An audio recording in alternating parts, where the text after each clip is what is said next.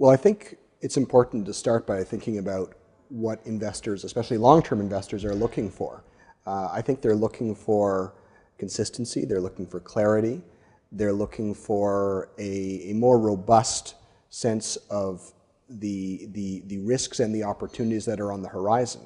And I think that really, therefore, means that you have to give investors a better sense and a broader sense of the organization's strategy, its prospects, its performance, not just by looking at how it's used financial capital, but how it's used all types of capital. And I think that's one of the real strengths of the integrated reporting framework.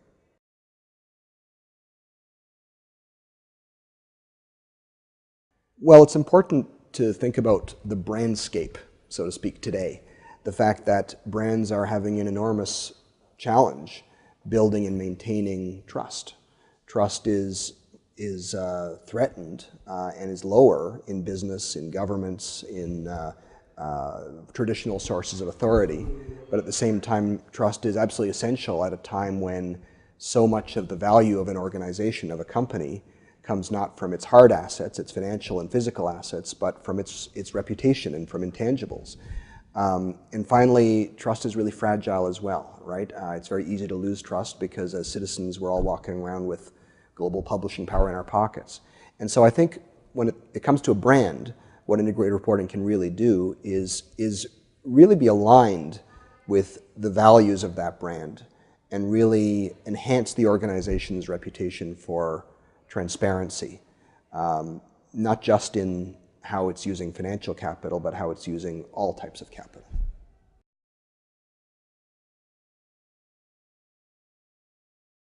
I represent an organization that in turn represents the global public relations and communication management community, those who are practicing reputation management in organizations in countries all over the world.